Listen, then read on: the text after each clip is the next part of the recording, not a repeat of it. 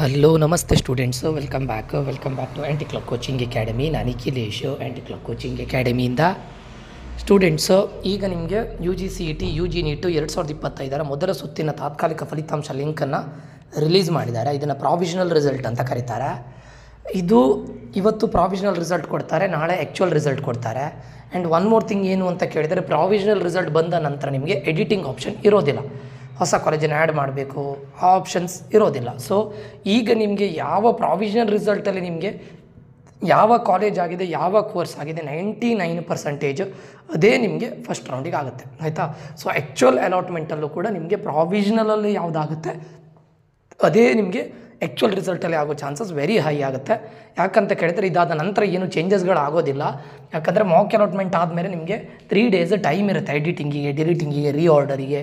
ಆವಾಗ ನೀವು ರೀಆರ್ಡರ್ ಮಾಡಿದಾಗ, ಡಿಲೀಟ್ ಮಾಡಿದಾಗ, ಆ್ಯಡ್ ಮಾಡಿದಾಗ ಕಾಲೇಜ್ಗಳ ಆರ್ಡರ್ಗಳು ಚೇಂಜ್ ಆಗ್ಬೋದು. ನಿಮಗೆ ಸಿಗೋ ಕಾಲೇಜ್ಗಳು ಮತ್ತು ಕೋರ್ಸ್ಗಳು ಸ್ವಲ್ಪ ಅಪ್ ಆ್ಯಂಡ್ ಡೌನ್ ಆಗೋ ಚಾನ್ಸಸ್ ಇರುತ್ತೆ.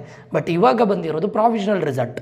ಈ ಪ್ರಾವಿಷನಲ್ ರಿಸಲ್ಟ್ ಅನ್ನೋದು ನಿಮಗೆ ಆಲ್ಮೋಸ್ಟ್ 90+% ಇದೇ ರಿಸಲ್ಟ್ ಅನ್ನೋದು ನಾಳೆನೂ ಕೂಡ ಬರುತ್ತೆ. ಅಂದರೆ ಫಸ್ಟ್ ರೌಂಡಿಗೂ ಕೂಡ ಇದೇ ರಿಸಲ್ಟ್ ಕ್ಯಾರಿ ಫಾರ್ವರ್ಡ್ ಆಗೋ ಚಾನ್ಸಸ್ ವೆರಿ ಹೈ ಇರುತ್ತೆ. ವೆರಿ ಹೈ ಅನ್ನೋದಕ್ಕಿಂತ 100% ಇದೇ ಫಿಕ್ಸ್ ಅಂತ ಹೇಳ್ಬೋದು.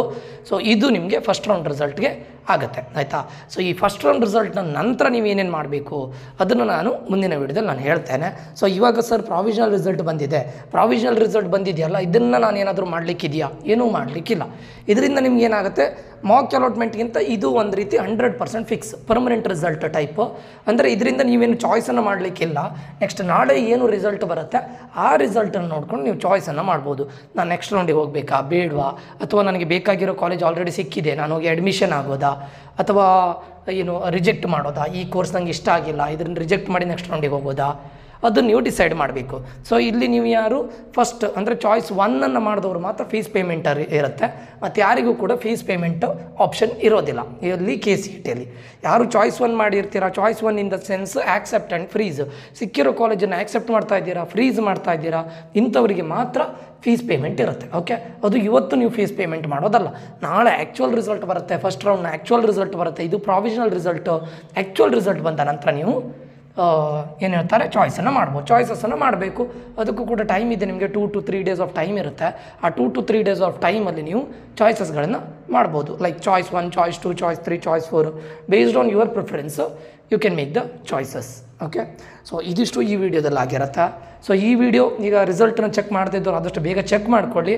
ಹರಿ ಏನಿಲ್ಲ, ಯಾಕಂದರೆ ನಾಳೆ ಆ್ಯಕ್ಚುಯಲ್ ರಿಸಲ್ಟೇ ಬರುತ್ತೆ. ಇವತ್ತು ಬರೋದು ಪ್ರಾವಿಷನಲ್ ರಿಸಲ್ಟು, ಆ್ಯಕ್ಚುಯಲ್ ರಿಸಲ್ಟ್ ನಾಳೆ ಬರುತ್ತೆ. ಬಟ್ ಚೆಕ್ ಮಾಡ್ಕೊಳ್ಳಿ, ಇದೇ ನಿಮಗೆ 100% ಫಿಕ್ಸ್ ಆಗುತ್ತೆ.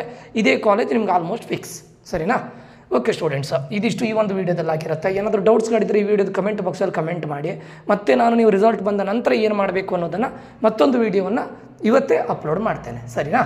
ಓಕೆ, ಈ ಒಂದು ವಿಡಿಯೋ ಇನ್ಫಾರ್ಮೇಟಿವ್ ಆಗಿದ್ದರೆ ಶೇರ್ ಮಾಡೋದನ್ನು ಮರಿಬೇಡಿ, ಲೈಕ್ ಮಾಡಿ, ಸಬ್ಸ್ಕ್ರೈಬ್ ಮಾಡಿ ಅಂತ ಹೇಳ್ತಾ ನಾನು ನಿಖಿಲೇಶ್ ಸೈನ್ ಆಫ್ ಆಗ್ತಾ ಇದ್ದೇನೆ. ಮುಂದಿನ ವಿಡಿಯೋದಲ್ಲಿ ಮತ್ತೆ ಸಿಗ್ತೇನೆ. Until that, love you all, bye, take care students.